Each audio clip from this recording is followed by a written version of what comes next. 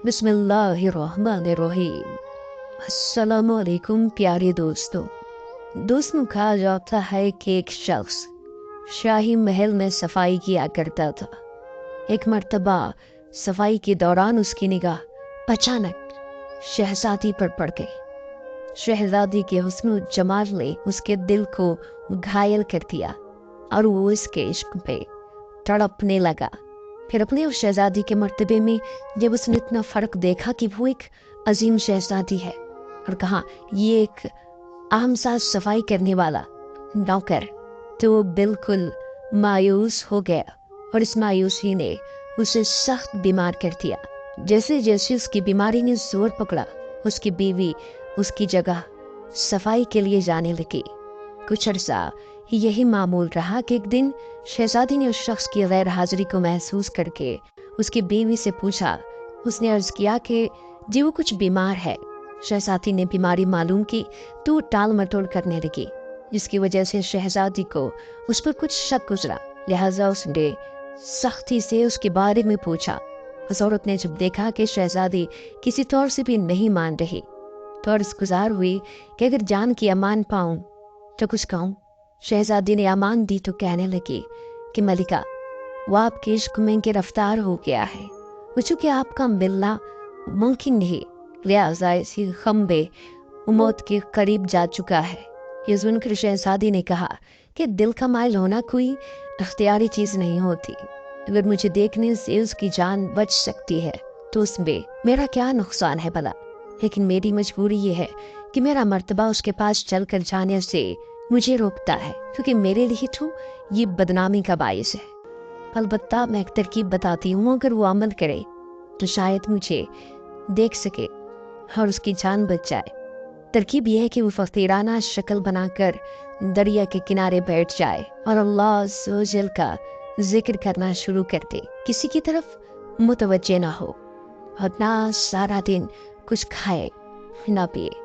जब रात हो तो तुम जाकर उसे खिला पिला दिया करना। अगर कोई उसे भिखारी समझकर कोई खाने पीने की चीज दे तो उस पर कोई ध्यान न दे, और अगर कोई उठाकर ले जाए तो उसे मना भी ना करे। इस तरह चंद ही रोज में उसकी शोहरत आम हो जाएगी। बादशाह सलामत, वज़रा, उमरा सब उसके पास जाएंगे। फिर उसके बाद मैं खुद भी बादशाह से इजाजत लेकर उससे मिलने पहुंच जाऊंगी। इस तरह वो मुझे देख भी लेगा और हम दोनों एक दूसरे से मुलाकात भी कर लेंगे। शहजादी की तरकीब तो अच्छी थी, मगर ये तरकीब बहुत अजीब साबित हुई। उस औरत ने शहजादी की सारी बात चाहकर अपने इश्क के मारे शौहर को समझा दी। उसने फौरन अपना बोरिया बिस्तर बांधा और शहजादी के हुक्म के मुताबिक दरिया के किनारे जा बैठा। सारा दिन भूखा प्यासा अल्लाह ताला के जिक्र में गुजार देता और शाम को एक वक्त का मामूली सा खाना खा लेता। कुछ दिन यही मामूल रहा कि वाकई उसकी शोहरत आम हो गई। लोग उसके पास तोहफे लाने लगे, मगर वो किसी की तरफ जरा बराबर भी ध्यान नहीं देता था। करते करते ये बात बादशाह तक पहुंच गई। बादशाह ने पहले तो बगर्ज इम्तिहान अपने वजीर को उसके पास भेजा। वजीर ने उसके सामने बेशकीमत नजर पेश की, लेकिन उसने बिल्कुल भी ध्यान नहीं दिया और उसकी तरफ आंख उठाकर भी नहीं देखा। वजीर ने जाकर सारा मामला बादशाह को बताया और कहने लगा कि हुजूर जैसा सुना था उसे वैसा ही पाया है। वो तो दुनिया की तरफ देखता भी नहीं है, मालो दौलत से बिल्कुल बेपरवाह है वो। अगले रोज बादशाह खुद उसके पास पहुंचा और उसे नजराने पेश किए। पहले की तरह उसने आज भी मालो दौलत की तरफ आंख उठाकर भी नहीं देखा। बादशाह उसकी इस बेनियाजी से बेहद मुतासिर हुआ। बादशाह वापस महल लौटा तो शहजादी ने हस्बे वादा बादशाह से उसके मुतालिक पूछा। बादशाह ने कहा कि वो फकीर तो वाकई अल्लाह का दोस्त है, मन का सच्चा है और दुनिया से बिल्कुल बेताल्लुक है। शहजादी ने मौका गनीमत जाना और अर्ज की, अगर आप इजाजत मरहमत फरमाए तो मैं भी उसकी जियारत कर लूं। बादशाह ने कहा, हाँ हाँ क्यों नहीं, ऐसे बुजुर्गों की जियारत तो जरूर करनी चाहिए। इजाजत मिलने पर शहजादी ने उस सफाई वाले की बीवी से कहा कि चुपके से अपने शौहर को बता दो कि मैं कल सुबह तुम्हारे पास आ रही हूँ। बीवी ने जब ये बात अपने शौहर को बताई तो सोचने लगा, आज तक मैंने ये सब काम अपने नफ्स की तकमील के लिए किए, दुनिया के लिए, एक शहजादी के लिए, और उसके बावजूद भी बादशाह वजीर सब के सब मेरे कदमों में आकर बैठ गए।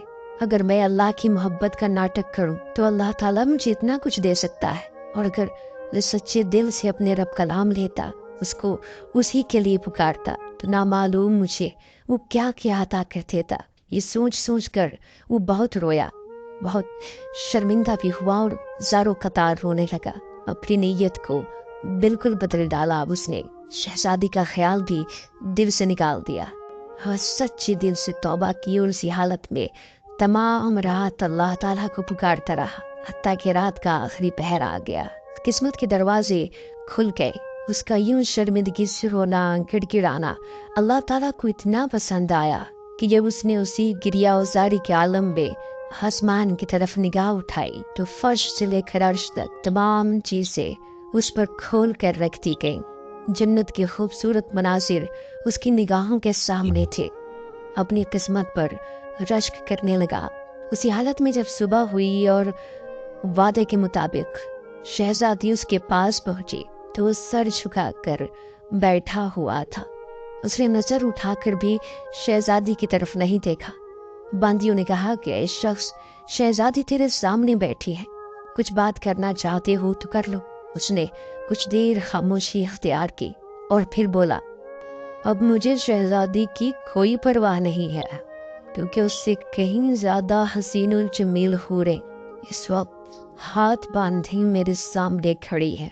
दिन को देखो या शहजादी को, अल्लाह ताला ने मुझे वो दिखा दिया है जिनके देखने के बाद मुझे कुछ भी और देखने की ख्वाहिश ही नहीं रही।